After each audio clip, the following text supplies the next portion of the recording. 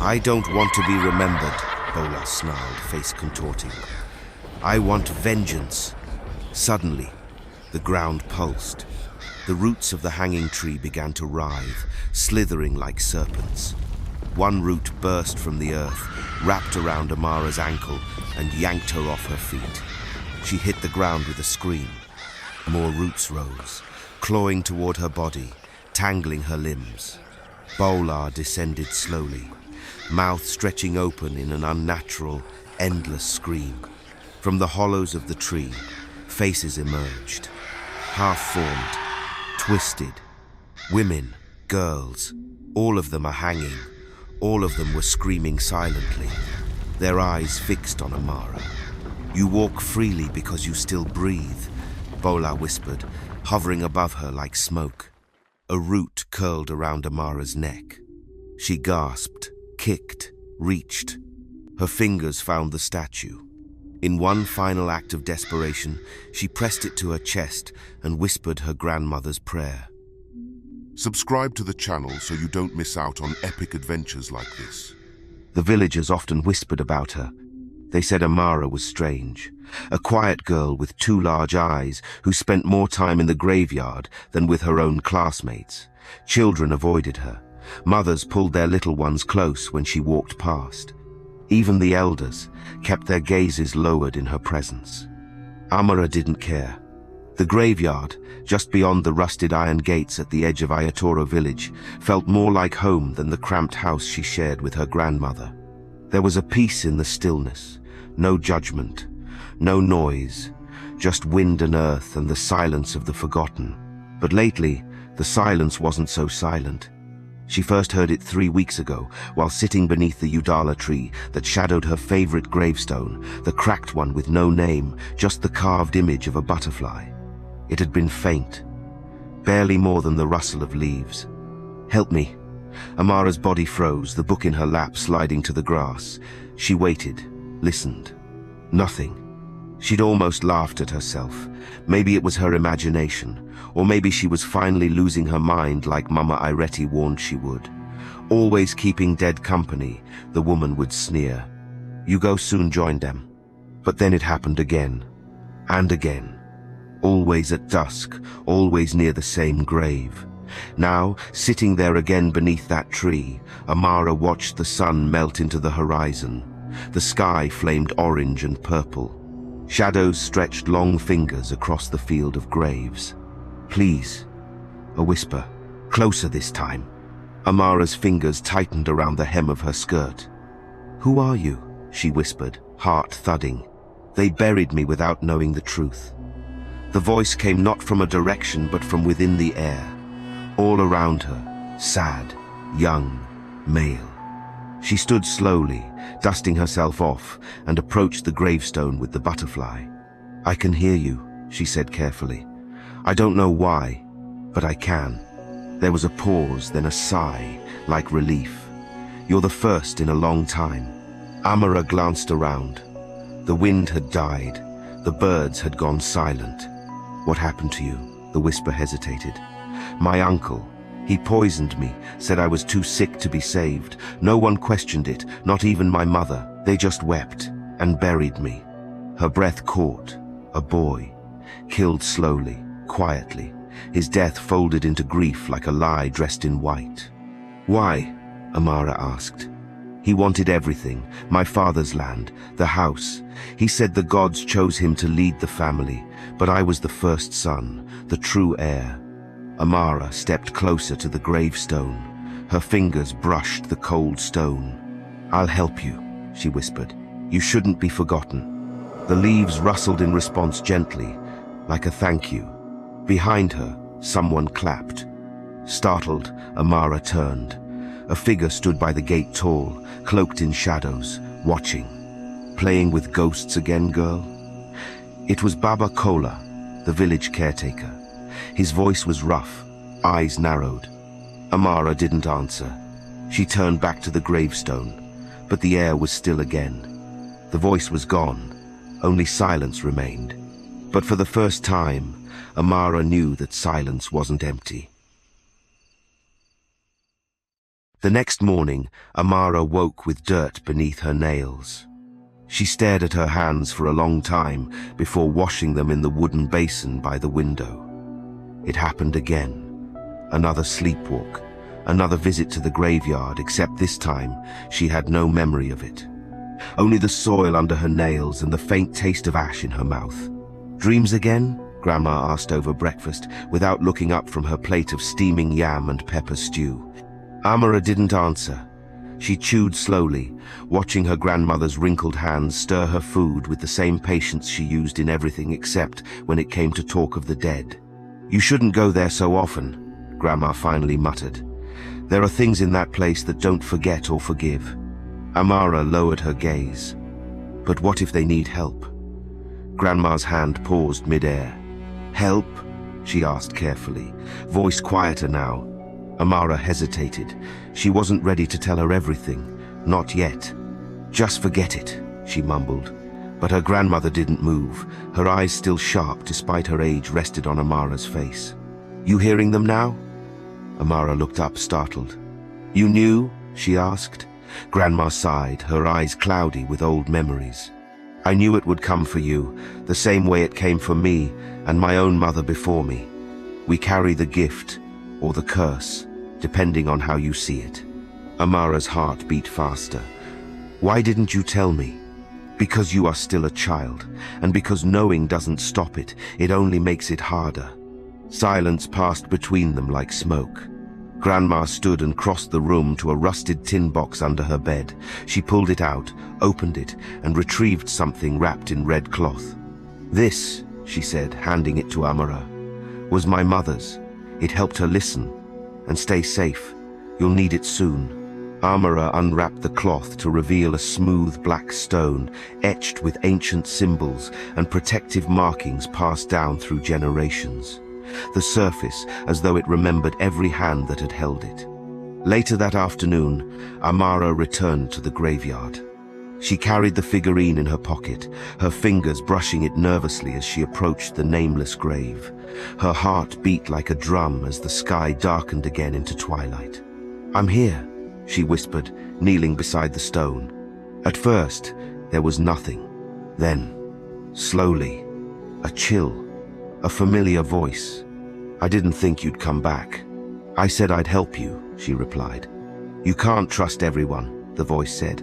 "Some of them don't want me to speak." "Who?" "The others. Not all spirits are like me. Some are twisted, rotten, and there's one. He listens. He waits. He hates what you are." Amara's hand tightened. "Tolu," she said softly.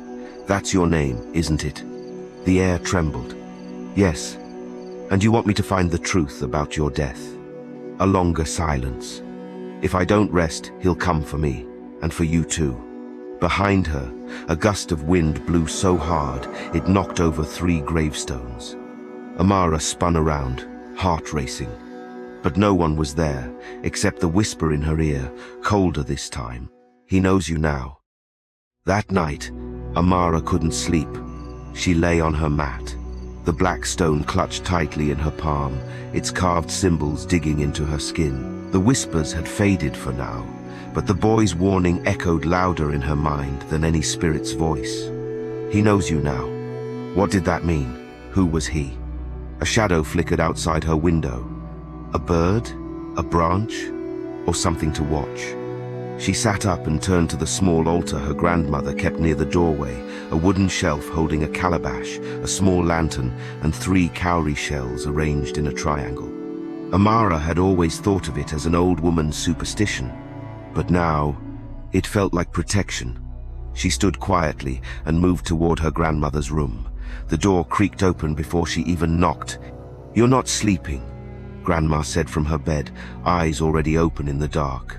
"How did you know?" "I'm your blood. I feel it when your spirit shakes." Amara sat on the floor, her legs folded under her. "Tell me everything," she whispered. "About our family, about this gift." Grandma sighed and turned up the lantern by her bedside. "You were never meant to live an ordinary life," she began. "In our bloodline, there have always been women who walk between worlds. Your great-grandmother was the first we know of. She heard voices from the riverbank as a child, helped wandering spirits find rest. But the power is not without danger. She paused, her fingers brushing the edge of the lamp. When the dead call, not all of them come for peace. Some come for revenge. Others come because they never let go. And once they know you can hear them, they don't forget. Amara listened in silence, the stone in her hand warming. My mother tried to run from it, Grandma continued. Refused the voices, ignored the dreams, but they followed her anyway. They made her sick inside and out. She died before I turned 16. Amara's throat tightened. And you? I listened. I helped. Not all the time, but enough to keep them from growing restless. She leaned closer. But there's something darker, Amara. Something old. A spirit that doesn't come from death alone. It feeds on broken souls, and it hides behind others like smoke. Amara's eyes widened. The boy Tolu, he mentioned someone. A spirit that waits, that hates what I am. Her grandmother's expression changed. You heard his name. He didn't give it. Just said, he listens. Grandma went still. For a long time she didn't speak. When she did, her voice was barely above a whisper. We called him Adegbear, the listener in the shadows. He doesn't show himself directly. He sends others, lost souls, liars, broken children. He feeds on fear, and once he marks you. Amara leaned in. What happens? Grandma looked at her, eyes full of fear for the first time. You stop knowing the difference between the living and the dead. Suddenly, a loud knock echoed at the front door, 3 slow, heavy thuds. Amara jumped. Grandma stood, grabbing her walking stick. No one should be here at this hour. Another knock, louder, more urgent. Grandma reached for her white chalk and marked the door frame with a swift motion, whispering under her breath. Amara stepped back, heart racing. The knock came again, then silence. No footsteps walking away, just silence. And then, faintly, a whisper from the base of the door. The next morning, Amara avoided the front door. The mark her grandmother had drawn with white chalk was smeared now, half erased like something had dragged a finger through it. Grandma said nothing about it. She just burned incense at dawn, sweeping the smoke through the entire house with a palm fan and whispering words Amara didn't recognize. But she did recognize the feeling in the air. Something had come close and left a part of itself behind. After breakfast, Grandma handed her a bowl of warm water and bitter herbs. "Drink," she said firmly. Amara obeyed, even though it tasted like ash and earth. Her body shivered as it slid down her throat, but soon the chill that had been clinging to her since last night began to ease. "I want to show you something," Grandma said. She led her through the narrow hallway to the back of the house where the oldest rooms were. They passed shelves lined with calabashes and woven baskets until they reached a door Amara had never seen open before. It was dark wood, sealed with faded charms and tied cowrie shells strung in a line across the frame. Grandma untied them carefully. "You've walked among the dead," she said. "Now you must see where they once walked among us." The door creaked open. Inside was a small room, windowless, lit only by thin rays of sunlight squeezing through slits in the roof. The walls were covered in ancient fabric, adire cloths stained by time. In the center sat a low table crowded with jars, old bones, feathers, and faded photographs. But what caught Amara's attention was the floor etched with a massive circular symbol drawn in black chalk and ash. A binding mark. She stepped inside, shivering. "This room was built to hold spirits," Grandma said. "Once, long ago, our ancestor trapped one here, a spirit who refused to cross. He whispered in people's dreams, sowed madness, turned neighbor against neighbor." Amara's voice was barely a whisper. "Was it Adegbear?" Grandma nodded slowly. "He wasn't strong then, just curious. But over time he learned, adapted. He found ways to slip through cracks in people's minds." Amara stepped closer to the chalk symbol on the floor. The air was heavier here. like it breathed. What happened to the spirit? Grandma sighed. We thought he was gone, but spirits like him, they never go, they just wait. Amara's fingers brushed one of the old photos on the altar. It was black and white, curled at the edges. A woman stared back at her sharp-eyed, mouth tight. She looks like me, Amara whispered. She was you, Grandma said. Her name was Shade, your great-grandmother. She was the last one before me to face him, and she paid dearly. Amara felt a chill. Grandma placed a hand on her shoulder. You'll need to finish what she started. A loud crack rang through the room. The chalk circle on the floor splintered one thin line, breaking through the pattern like a wound. Amara stumbled back. Is it him? She asked, breath short. Grandma's voice was grave. Number not yet. Amara looked down at the broken mark. From the crack, faint mist was rising white, twisting, almost human. And in the mist, a voice rose childlike, terrified. Don't trust the girl in the mirror. Amara froze. There were no mirrors in the room. Amara stared at the mist rising from the floor. The voice had sounded so close, like a child hiding under the table whispering secrets she wasn't supposed to hear. Don't trust the girl in the mirror.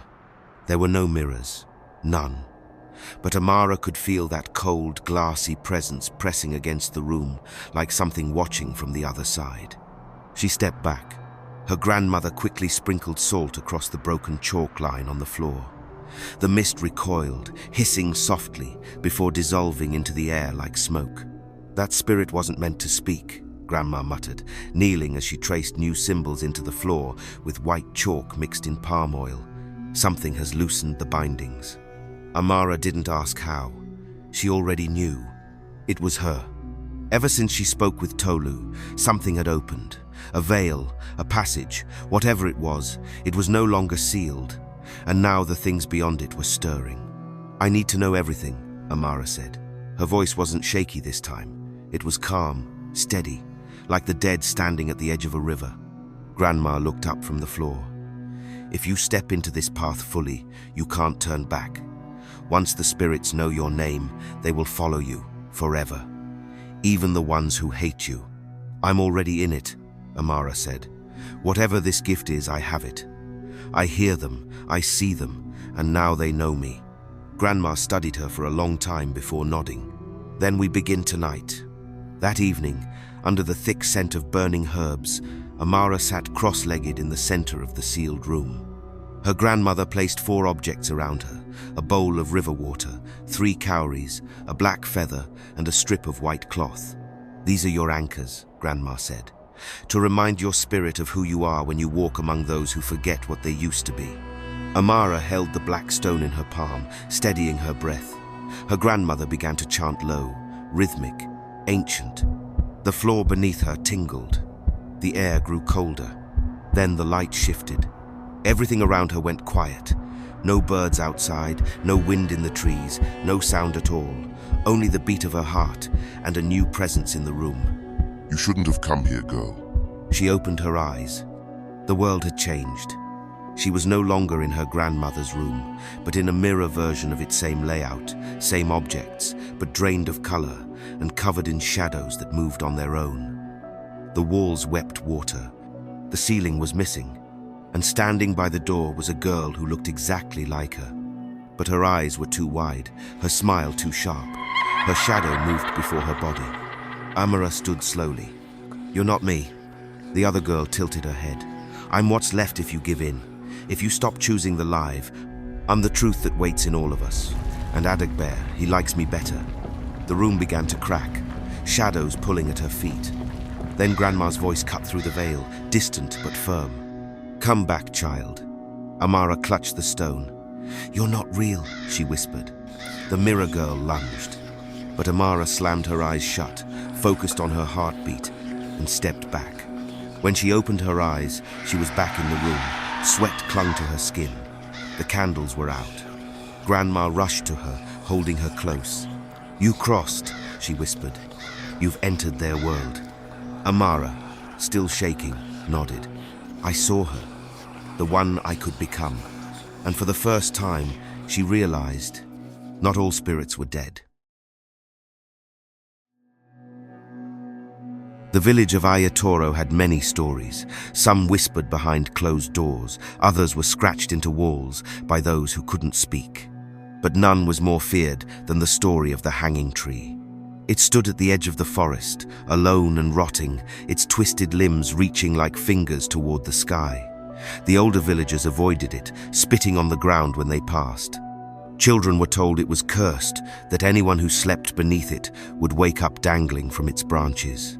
Amara had never been there until now. Tolu's whisper had returned 2 nights ago, trembling with urgency. "You must go to the tree. She waits for you there." Amara had asked who she was, but Tolu had only replied, "She remembers what they did to her forget." So now, in the thick heat of late afternoon, Amara stood before the tree. Her grandmother hadn't followed her this time. She'd only handed her the black stone and said, "Protect your thoughts. Some spirits don't need doors, they enter through memory." The tree loomed above her like a warning. Its bark was cracked and blackened, the roots exposed and gnarled. And just beneath one of the thick branches, the faint outline of a noose, long gone but never forgotten. Amara stepped closer, and then she heard a soft humming. A girl's voice. Sweet, slow, sad. Whoever seeks silence must be ready to journey far. The voice was behind her now. She turned and saw her. A young woman in tattered white, feet floating inches above the ground. Her eyes were sunken, her skin pale like washed cloth.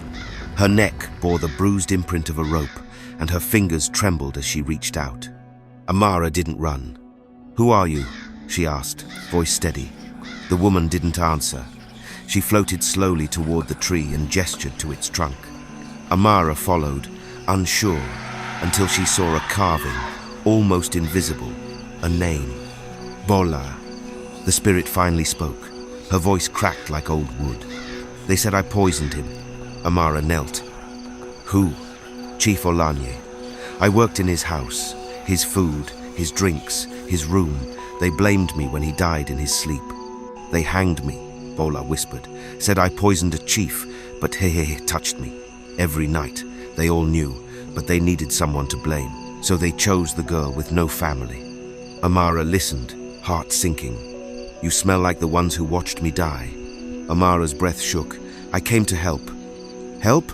Bola spat, black liquid dripping from her mouth. "Did you help when they dragged me through the market like a thief, when they tied my arms with palm fronds, when they buried me under this cursed tree without a name?" Amara clutched the small protective statue in her pocket, fingers white with fear. "You were wronged," she said. "I believe you. I want to tell your story. Not all spirits want peace. Some of us have waited too long." Suddenly, her hands reached out, grabbing Amara's arms. The cold shot through her bones. "I don't want to be remembered," Bola snarled, face contorting. "I want vengeance." Suddenly, the ground pulsed. The roots of the hanging tree began to writhe, slithering like serpents. One root burst from the earth, wrapped around Amara's ankle, and yanked her off her feet. She hit the ground with a scream. More roots rose, clawing toward her body, tangling her limbs. Bola descended slowly, mouth stretching open in an unnatural, endless scream. From the hollows of the tree, faces emerged, half-formed, twisted. Women, girls, all of them are hanging. All of them were screaming silently, their eyes fixed on Amara. "You walk freely because you still breathe," Bola whispered, hovering above her like smoke. A root curled around Amara's neck. She gasped, kicked, reached. Her fingers found the statue. In one final act of desperation, she pressed it to her chest and whispered her grandmother's prayer. "The dead may speak, but they cannot bind me. I walk with breath. I walk with light." The statue burned in her hand, heat radiating outward. A shriek erupted from Bola, unearthly, raw, endless. Light exploded from Amara's chest, searing across the roots. The faces in the tree vanished with one final moan. The roots convulsed and cracked. The grip on her neck released. Amara rolled free, coughing, tears streaming down her cheeks. Bola's form flickered violently. Her voice warped into static. "I will not be forgotten. I will not sleep. I will rip through you." Amara scrambled to her feet and ran, branches clawing at her skin, her ears still ringing with Bola's rage. She didn't stop until she burst out of the forest, lungs burning. She collapsed at her grandmother's doorstep, skin cold, body shaking. The door creaked open. "She's not ready to rest," Amara whispered, trembling. Grandma stared at her in panic as she hurriedly helped her in and shut the door behind her. The night after she fled from the hanging tree, Amara didn't sleep. She lay on her mat, trembling under a thin wrapper, her hands still curled tightly around the protective statue. Her limbs ached. Her chest was bruised where the root had gripped her. The air around her felt heavier now, more crowded, like spirits pressed their ears against the walls of her room. And in the stillness, his voice came. "Tolu." Soft, hesitant. "You're still alive." Amara sat up sharply, anger flashing through her exhaustion. "You sent me there." Silence. "You told me to go to the hanging tree," she said, voice low and sharp. "You didn't warn me. She nearly killed me." Tolu's voice cracked. "I didn't know she'd turned." Amara said nothing. She used to be calmer. She only wanted to be heard. But something's been feeding her pain. Something's been twisting the dead. "You should have told me that," Amara said. "I was desperate," Tolu replied. "I thought maybe if you saw what happens when justice is denied, maybe you'd understand mine." Amara's shoulders slumped. "You should have trusted me," she whispered. A long pause. "I'm sorry." The boy's voice was raw. Not just guilt, but shame, regret. "I didn't want you to get hurt. I just didn't know how else to speak without being forgotten again." Amara closed her eyes, let the silence stretch. Then finally, softly, "I'm listening now." But no response. The graveyard was colder the next morning, not just in air, but in spirit. Amara went straight to the graveyard, where she sat cross-legged beneath the Udala tree, the butterfly-stamped headstone before her. The wind barely moved, even the ants seemed to crawl slower. She closed her eyes. "I'm here," she whispered. "I'm listening." Tolu's voice came sharper, now clearer than ever. "I am sorry about Bola. I didn't know she was part of evil once." "It's fine," Amara replied. "I am past that now. Let's talk about you." Tolu then spoke. "He's still alive. He wears my father's clothes, sleeps in his bed, walks on my land like it was his to take." Amara's throat tightened. "Your uncle. He said it was a blessing, that I wasn't strong enough to lead, that I wouldn't be missed. He said her womb was cursed. He made her kneel, beg, and when she was hollow, he took everything." Amara's breath caught. She clenched her fists. "How could he say that? After everything you lost, after what he made your mother go through?" Then Tolu's voice dropped low, bitter, heavy with something darker. "But I don't want him to pay just for me. I want him to answer for what he did to her." Amara's chest tightened. She didn't need to ask what he meant. She could feel it in the way Tolu's voice trembled, not with fear, but rage held back for too long. Amara left the graveyard.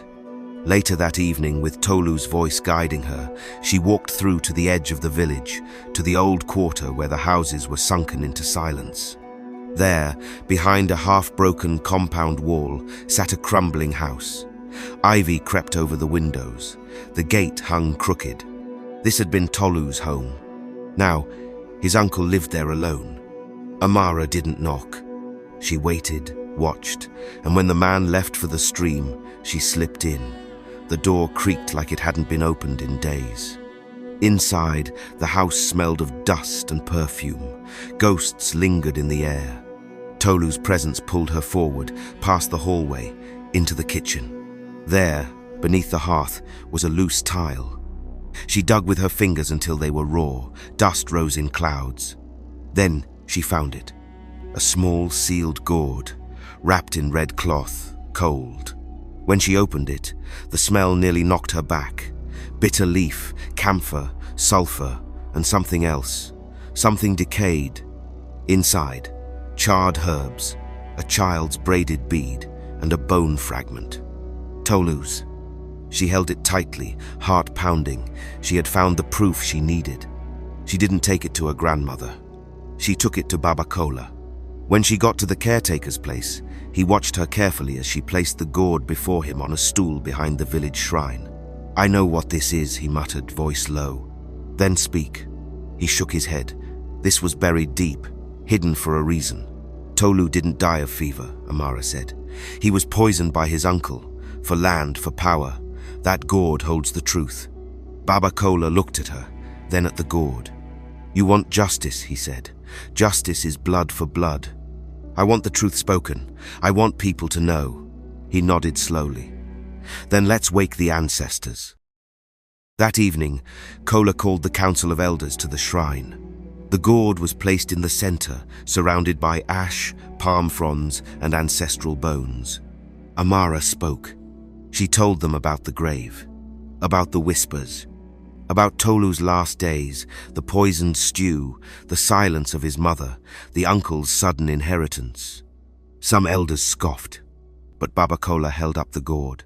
This was dug from the boy's own kitchen, with charms known only to those who practice dark gain. Murmurs. Eyes widened. The uncle, called from his compound, arrived last sweating, eyes darting, fingers trembling. When the gourd was unwrapped before him, he flinched. "I don't know what that is," he said. "You're all mad." But Amara stood. "Tolu knows, and he's watching." The fire at the center of the shrine flared suddenly. The gourd cracked open on its own. Eyes turned to the far end of the shrine where Tolu's uncle, Chief Folarin, stood sweating, shifting on his feet like the ground beneath him was unsteady.